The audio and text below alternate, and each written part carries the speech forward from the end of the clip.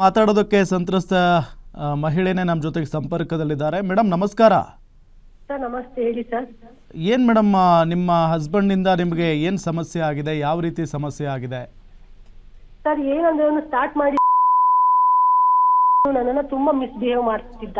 ಒಬ್ಬ ಗಂಡನಾಗಿ ಎಂತಿ ಅಂತ ಪ್ರೀತಿಯಿಂದ ಇರ್ಬೇಕೇ ಹೊರ್ತು ನಾನು ಎಲ್ಲೋ ನೋಡಿದೀನಿ, ನನ್ಗೆ ನನ್ನ ಫ್ರೆಂಡ್ಸ್ಗಳೆಲ್ಲ ಹಿಂಗ್ ಮಾಡ್ತಾರೆ, ಫ್ರೆಂಡ್ಸ್ಗಳು ಹಂಗ್ ಮಾಡ್ತಾರೆ, ನಾನು ಈ ತರ ವಿಡಿಯೋಗಳು ನೋಡಿ ನನಗೂ ನೀನ್ ಇದೇ ತರ ಮಾಡ್ಬೇಕು ಅಂತ ಅವ್ರ ಮನೆಯಲ್ಲೂ ಕೂಡ ಮಾಡಿದ್ದ ಕಿರಿಕಿರಿ. ಇವಾಗ ನಮ್ಮ ಮನೆಗಳಲ್ಲೂ ಕೂಡ ಹಂಗೆ ಮಾಡ್ದ. ಬೇಡ ಮಂಜು, ಈ ತರ ಮಿಸ್ಬಿಹೇವ್ ಕಲಿಬೇಡ, ನೀನು ಒಬ್ಬ ಹುಡುಗನಾಗಿ ನೋಡಿದ್ರೆ ಲಾಯರ್ ನಾನು ಅಂತ ಹೇಳ್ಕೊಂತಿಯಲ್ಲ, ನೀನ್ ಲಾಯರ್ ಮಾಡ್ಬಿಟ್ಟು ಇಂಥ ಕಚಡ ಕೆಲಸ ಮಾಡ್ತಿದ್ಯಲ್ಲ ಮಂಜು, ಸರಿನಾ ಅಂದ್ರೆ ನಾನ್ ಮಾಡೇ ಮಾಡ್ತೀನಿ ಕಣೆ, ನನ್ ಜೊತೆ ಮಲಗ್ಬಿಟ್ಟು ನೀನ್ ಯಾರ ಜೊತೆ ನಾನು ಹೋಗಿ ಮಲ್ಕೊಳೆ, ಯಾರ ಜೊತೆ ಚಾಟ್ ಮಾಡ್ಕೊಳೆ, ನಾನು ಕೇರ್ ಮಾಡಲ್ಲ, ನನಗೆ ಮಲಗೋದಷ್ಟೇ ಇಂಪಾರ್ಟೆಂಟ್ ಅಂತ ಹೇಳ್ದ ಸರ್. ಅವನು ಓಪನ್ ಹೇಳ್ದ ಇದನ್ನ. 4-5 ಜನ ಇದ್ದಾರೆ ನನ್ನ ಮುಂದೆ ಪ್ರೂಫ್ ಹೇಳೋದಕ್ಕೆ ಅವ್ನು ಹೇಳಿರೋದನ್ನ. ಇದೆಲ್ಲ ಯಾವಾಗ ಆಗಿರೋದು? ಡಿಸೆಂಬರ್ 8ನೇ ತಾರೀಕು ಜಗಳ ಆಡ್ದ, 9ನೇ ತಾರೀಕು ಜಗಳ ಆಡ್ದ, 10ನೇ ತಾರೀಕು ಬಂದು ದೊಡ್ಡ ಜಗಳ ಮಾಡ್ಬಿಟ್ಟ ಮನೆ ಮುಂದೆ. ಈಗ ಮದುವೆ ಆಗಿ ಎಷ್ಟು ವರ್ಷ ಆಯ್ತು ಮೇಡಮ್ ನಿಮ್ದು? ಸರ್ ಮದುವೆ ಆಗಿ ಜಸ್ಟ್ 3 months 10 days ಅಷ್ಟೇ ಸರ್ ಆಗಿರೋದು. ಈಗ 3 ತಿಂಗಳು. ಸೆಪ್ಟೆಂಬರ್ 3ಕ್ಕೆ ಮದುವೆ ಆಗಿದ್ದು ಕೈವಾರ ದೇವಸ್ಥಾನದಲ್ಲಿ. ಅಂದ್ರೆ ನೀವು ಪ್ರೀತಿಸಿ ಮದುವೆ ಆಗಿದ್ದ ಅಥವಾ ಹೆಂಗೆ?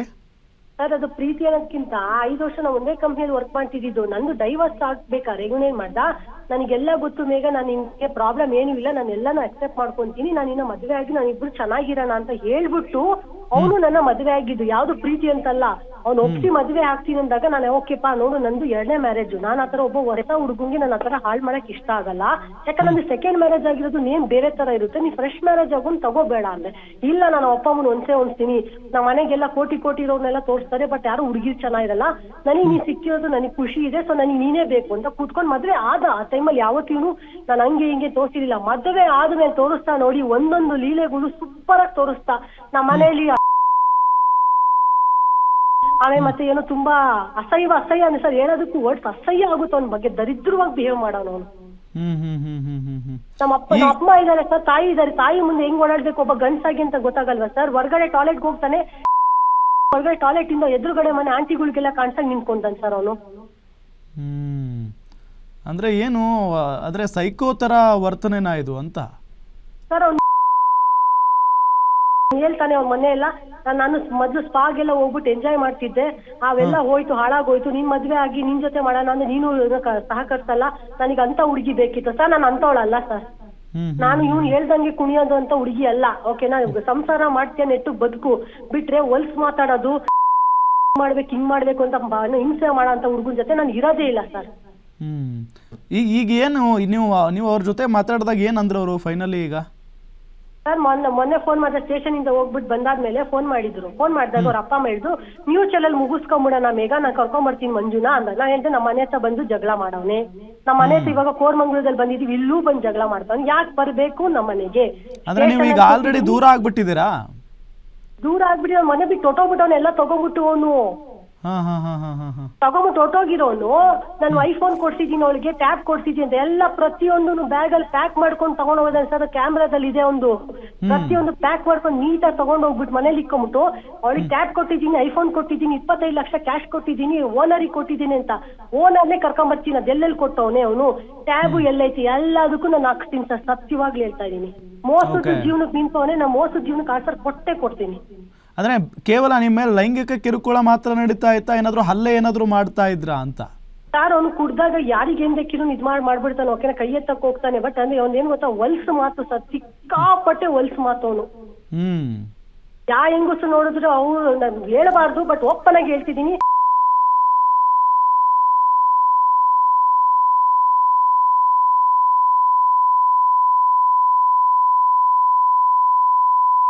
ಈಗ ಮೇಡಮ್, ಈಗ ನಿಮ್ಮ ತಾಯಿ ಅಥವಾ ಅವರ ಮನೆಯವ್ರ ಕಡೆಯವರು ಈತನಿಗೆ ಬುದ್ಧಿ ಹೇಳುವಂತ ಕೆಲಸ ಮಾಡ್ಲಿಲ್ವಾ ಅಂತ? ಸರ್ ಎಲ್ಲಾರು ಮಾಡಿದ್ರು, ಅವನಿಗೆ ಕೂಡ ಹೇಳಿ ನಮ್ಮ ಅಪ್ಪ ಅಮ್ಮ ಹೇಳಿ, ಮಂಜು ನಾನು ಸರಿ ಮಾಡ್ತೀನಿ, ಇದಕ್ಕೆಲ್ಲ ಮಾತಾಡಕ್ ಹೋಗ್ಬೇಡ, ಅತ್ತೆ ನಾನ್ ಮಲ್ಗದೇ ಬೇಕತ್ತೆ, ನನಗೆ ಮಲ್ಗದ್ ಬಿಟ್ಟು ಇನ್ನೇನು ಬೇಕಾಗಿ. ಸೊ ಬುದ್ಧಿ ಹೇಳಿದ್ರು ಕೂಡ ಈ ವ್ಯಕ್ತಿ ತಿದ್ಕೊಳ್ಳಿಲ್ಲ ಹಾಗಾದ್ರೆ? ಅವನು ಯಾವ್ದು ತಗೊಂಡಿಲ್ಲ ಸರ್. ಅವ್ರ ಅಪ್ಪ ಅಮ್ಮಗೂ ನಮ್ಮ ಅಣ್ಣ ಹೇಳಿದ್ರು, ಆಂಟಿ ನೀವ್ ಹೇಳಿ ಅವ್ನಿಗೆ ಸ್ವಲ್ಪ ಬಿಹೇವಿಯರ್ ಕಮ್ಮಿ ಮಾಡ್ಕೊಳ್ಳೋದಕ್ಕೆ, ಈ ತರ ರೋಷ ತಾಪ ಎಂತಿ ಹತ್ರನೇ ಬೇಡ, ಅವ್ರು ಏನೇ ಇರ್ಲಿ ಅವ್ರಿಬ್ರು ಖುಷಿಯಾಗಿದ್ರೆ ಮಾತ್ರ ಅದೆಲ್ಲ ಆಗಕ್ಕ ಸರಿ ಆಂಟಿ. ಅವ್ನು ಹೇಳ್ದ ಅಂತ ಹೇಳ್ಬಿಟ್ಟು ಮಾಡೋದಕ್ಕೆ ಒಳಗೆಲ್ಲಿ ಹಾಗಲ್ಲ, ಅದು ನೀವ್ ಅರ್ಥ ಮಾಡ್ಕೋಬೇಕು ಅಂದ್ರೆ.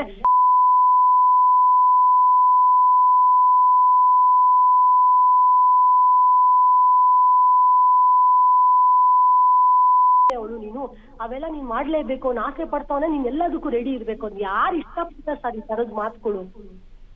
ಓ, ಅವ್ರ ಅಪ್ಪ ಅಮ್ಮ ಕೂಡ ಅದೇ ತರ ಮಾತಾಡ್ತಾ ಇದ್ರು ಅಂತ?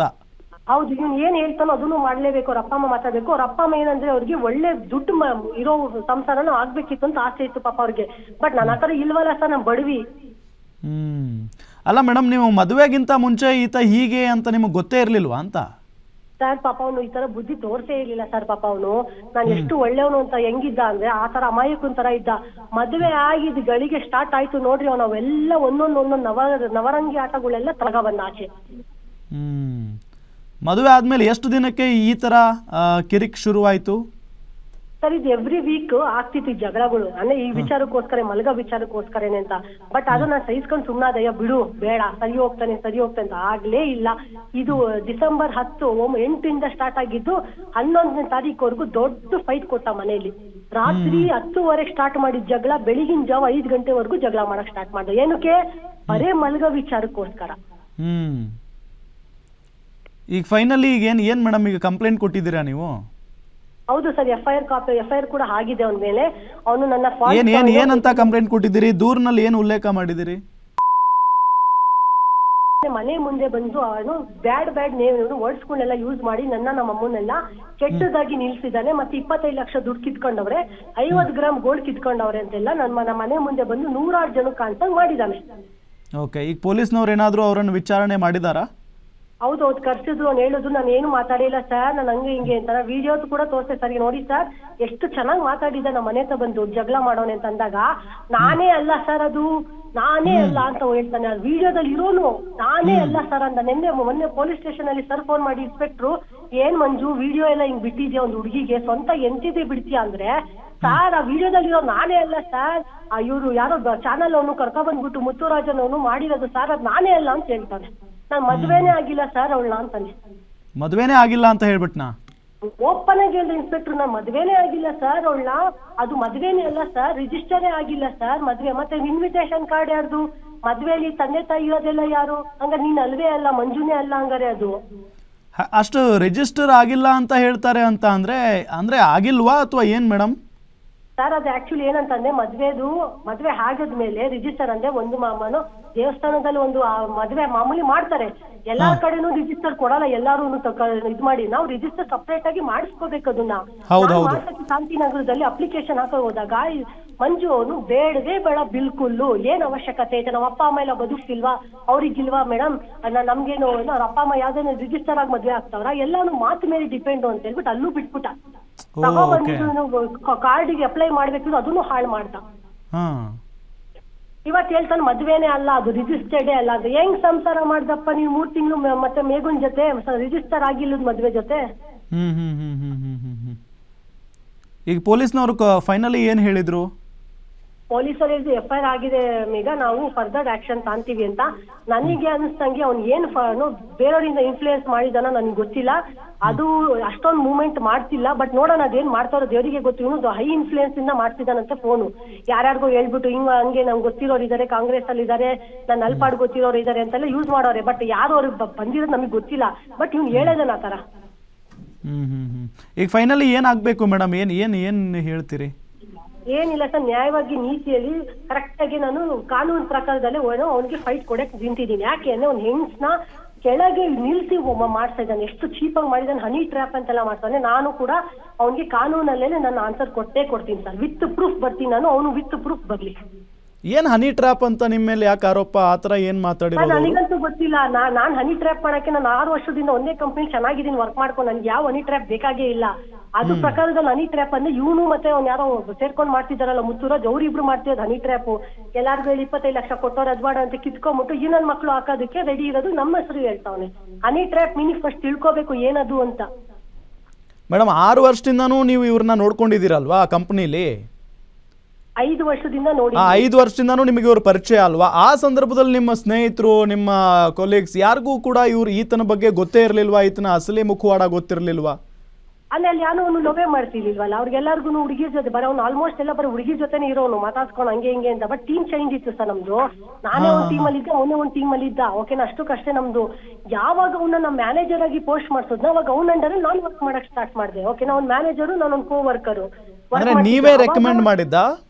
ಹೌದು, ನಾನೇ ರೆಕಮೆಂಡ್ ಮಾಡಿ ಅವನ ಫಸ್ಟ್ ಆಫ್ ಆಲ್ ಅವನ ತೆಗಿಲೇಬೇಕು ಅಂತಿದ್ದಾಗ ನಾನ್ ಕಾಡಿ ಬೇಡಿ, ಒಬ್ಬ ಮ್ಯಾನೇಜರ್ ಇದ್ದ ಅಮಿತ್ ಜಾಧವ್ ಅಂತ, ಅವನ ಕಾಡಿ ಬೇಡಿ ನಾನು ಅವತ್ತ ಹೆಲ್ಪ್ ತಗೊಂಡು ಅವನ ಮಾಡ್ತಿರೋದು ಸತ್ಯವಾಗ್ಲು. ಓಕೆ. ಸೊ ಅದಾದ್ಮೇಲೆನೆ ಆತ ನಿಮ್ಗೆ ಮದುವೆ ಪ್ರಪೋಸಲ್ ಇಟ್ಟಿದ್ದು? ಹೌದು, ನನ್ಗೆ 5 ವರ್ಷದಿಂದ ಗೊತ್ತು. ನಿನ್ ಎಲ್ಲ ತಲೆನೇ ಕೆಡ್ಸ್ಕೋಬೇಡ, ನಾನ್ ನಿನ್ ಜೊತೆಯಾಗಿ ನಿಂತ್ಕೊಂತೀನಿ, ಇಬ್ರು ಚೆನ್ನಾಗಿರೋಣ, ತಲೆ ಕೆಡ್ಸ್ಕೋಬೇಡ ಮೇಘ ಅಂತ ಹೇಳ್ದವನು ಇವನೇ. ಅವ್ರ ಮನೆಗೆ ಒಪ್ಸಿದ್ದು ಇವನೇ. ಆದ್ರೆ ಇವಾಗ ಬಂದು ಹೇಳ್ತಾ ನಾನು ಒಪ್ತೇ ಇಲ್ಲ, ಅವಳು ಫ್ರಾಡ್ ಮಾಡಿ ನನ್ನ ಮದುವೆ ಆಗಿದ್ದಾಳೆ ಅಂತ. ಓಕೆ. ಸೊ ಈಗೀಗ ನೀವು ಲೀಗಲ್ ಆಗಿ ಆತನಿಂದ ದೂರ ಆಗಬೇಕು ಅಂತ ಯೋಚನೆ ಮಾಡ್ತಾ ಇದ್ದೀರಾ ಹಾಗಾದ್ರೆ? ದೂರ ಆಗೋದಕ್ಕಲ್ಲ, ನಾನು ಅವನಿಗೆ ಡೈವರ್ಸ್ ಕೊಡಲ್ಲ ಹೇಳ್ತಾ ಇದ್ದೀನಲ್ಲ. ನ್ಯಾಯವಾಗಿ ಹೋಗ್ಬೇಕು ಸರ್ ಜೀವನ. ಈ ತರ ಅಸಹ್ಯದ ಕೆಲಸ ಮಾಡ್ಬಿಟ್ಟು ಮಾಡಬಾರ್ದು. ಅಂದ್ರೆ ಇನ್ನೂ ಕೂಡ ನೀವು ಒಂದಾಗಿ ಬಾಳ್ಬೇಕು ಅಂತ ಆಸೆ ಪಡ್ತಿದ್ದೀರಿ? ಒಂದಾಗಿ ಬಾಳೋದಕ್ಕೆ ಪ್ರಯತ್ನ ಮಾಡೋದಕ್ಕೆ ಯಾವ್ದು ಚಾನ್ಸೇ ಕಳೆದುಬಿಟ್ಟವನೆ. ಹೋದ್ ಸತಿ ಕೊಟ್ಟಾಗ ಟೈಮ್ ಕೊಟ್ಟಿದ್ವಿ, ನಾನು ಒಂದಾದಕ್ಕೆ ಒಂದು ಟೈಮ್ ಕೊಡು ಮಂಜು, ನಾನು ಥಿಂಕ್ ಮಾಡ್ಬಿಟ್ಟು ಹೇಳ್ತೀನಿ. ಯಾಕಂದ್ರೆ ನೀನು ಮರ್ಯಾದೆ ತೆಗ್ದಿರೋದು 10 ಜನದ ಮುಂದೆ ಸೈನಾ. ಬಟ್ ಅದನ್ನ ನಾನು ಚೇತರಿಸ್ಕೋಬೇಕು ಕಣೋ. ನನ್ನ ಸೆಕ್ಷುಯಲಿ ಹೆಂಗ್ ಮಾಡಿದ್ಯಾ ಅಂದ್ರೆ ತುಂಬಾ ಅಸಹ್ಯವಾಗಿ ಬಿಹೇವ್ ಮಾಡಿದ್ಯಾ, ಏಟ್ಗಳು ಆಗಿದೆ ಮಂಜು, ನನಗೆ ಅರ್ಥ ಮಾಡ್ಕೊಂಡು ಬಿಡ್ಲಿಲ್ಲ ಸರ್. ಅವನು ತುಂಬಾ ಅಸಹ್ಯವಾಗಿ ಬಿಹೇವ್ ಮಾಡ್ದ ಗೊತ್ತಾ. ಹೆಣ್ಣತ್ರ ತಾಯಿ ಹತ್ರ ಹೇಳ್ತಾನೆ ಓಪನ್ ಆಗಿ, ಅಮ್ಮನ ಹತ್ರ ಹೋಗ್ಬಿಟ್ಟು ನಿಮ್ ಮಗಳು ಹಿಂಗೆಲ್ಲ ಮಾಡಲ್ಲ, ನನ್ಗೆ ಹಂಗ್ ಮಾಡ್ಬೇಕು ಹಿಂಗ್ ಮಾಡ್ಬೇಕು. ಸರ್ ಯಾರು ಅಮ್ಮಂದಿರು ಒಪ್ಕೊಂತ ಸರ್ ಈ ತರ ಮಾತುಗಳು ಹೇಳಿದಾಗ? ನಾನು ಇಷ್ಟು ಲೆವೆಲ್ ಇತ್ತು ನಿಲ್ಸ್ಮೇಲೆ ನಾನು ಅವ್ನ ಜೊತೆ ವಾಪಸ್ ಹೋದವನು ಬದುಕ್ತಾನಿಲ್ಲ ಸರ್. ಏನಾನ ಮಾಡಿ ಸಾಯಿಸ್ತಾನೆ, ನನಗೆ ಗೊತ್ತು. ನಿಜವಾಗ್ಲೂ ಮಾಡೇ ಮಾಡ್ತಾನ ಅವನು. ಮೇಡಮ್, ಅದೇನೋ ನಿಮ್ ಫೋಟೋಸ್ ಎಲ್ಲ ಬೇರೆ ಕಡೆ ಕಳ್ಸಿದ್ದಾರೆ ಅಂತೆಲ್ಲ ನೀವು ಮಾತಾಡ್ತಾ ಇದ್ರಿ ಆಗ್ಲೇ. ದೊಡ್ಡದಾಗಿ ಅದನ್ನ ಪ್ರಚಾರ ಮಾಡಿದಾನೆ ಸರ್ ಅವನು ಮತ್ತೆ V2 ನ್ಯೂಸ್ ಅವ್ರು ಇಬ್ರು ಸೇರ್ಬಿಟ್ಟು. ನನ್ನ ಅಸಹ್ಯ ಫೋಟೋಸ್ಗಳೆಲ್ಲ ಹಾಕ್ಬಿಟ್ಟು ಫಸ್ಟ್ನೇ ಗಂಡ ಇವನು, ಸೆಕೆಂಡ್ನೇ ಗಂಡ ಇವನು, ಅವನತ್ರ ದುಡ್ಡು ಕಿತ್ಕೊಂಡು ಇವ್ರ ಹತ್ರ ದುಡ್ಡು ಕಿತ್ಕೊಂಡ್ಬಿಟ್ಟು ಮೋಜು ಮಸ್ತಿಯಲ್ಲಿ ಇರ್ತಾಳೆ ಅಂತೆಲ್ಲ ಏನೇನೋ ಮಾಡ್ಬಿಟ್ಟು ಹಾಕಿದ್ದಾರೆ ಸರ್ ಅದು. ಬಟ್ ನಿಮ್ಮ 2 ಮದುವೆ ಆಗಿದ್ದ ವಿಚಾರ ಗೊತ್ತಿದ್ದು ಕೂಡ ಈತ ಮದುವೆ ಆಗಿದ್ದಾನೆ, ಈಗ ಯಾಕೆ ಈ ತರ ಮಾಡಿದ್ದ ಅಂತ? ಸರ್ ಅವನು ಹೋಗಿ ಏನ್ ಮಾಡಿದ್ದಾನೆ ಗೊತ್ತಾ ಸರ್, ಇವನು ಸೆಕೆಂಡ್ ಮ್ಯಾರೇಜ್ ಆಗಿ ಡೈವರ್ಸ್ ಆಗಿರೋನ ಹತ್ರನೇ ಹೋಗ್ಬಿಟ್ಟು ಇವನ ಹತ್ರ ಮಾತಾಡ್ಬಿಟ್ಟು ಅವನ ಹತ್ರ ಫೋಟೋಸ್ಗಳೆಲ್ಲ ಇಸ್ಕೊಂಡವನೆ. ಮದುವೆ ಮ್ಯಾರೇಜ್ ಸೆಕೆಂಡ್ ಮ್ಯಾರೇಜ್ ಆಗಿ ಸರ್ ನನ್ನ ಹತ್ರನೇ ಇಲ್ಲ ಸರ್, ನಂಬ್ತಿರೋ ಬಿಡ್ತಿರೋ. ಆ ಮ್ಯಾರೇಜ್ ಫೋಟೋ ಕೂಡ ನನ್ನ ಹತ್ರ ಇಲ್ಲ. ಅವನ ಹತ್ರ ಹೋಗ್ಬಿಟ್ಟು ಫೋಟೋಸ್ಗಳು ಅವನ ಹತ್ರ ಕಾಂಟ್ಯಾಕ್ಟ್ ಮಾಡ್ಬಿಟ್ಟು ಎಲ್ಲಾನು ವಿಚಾರಗಳಿಗೆಲ್ಲ ತಗೊಂಡ್ಬಿಟ್ಟು ಅವನು ಇವನು ಸೇರ್ಕೊಂಡು ಇದೆಲ್ಲ ಹಲ್ಕ ಕೆಲಸ ಮಾಡಿದಾರೆ ಸರ್. ನಾನು ಏನ್ ಮಾಡ್ಲಿ ಇವಾಗ ಹೇಳ್ರಿ ಇದಕ್ಕೆ? Yes ma'am, yes. Thank you guarantee news ಜೊತೆಗೆ ಮಾತನಾಡಿದ್ದಕ್ಕೆ.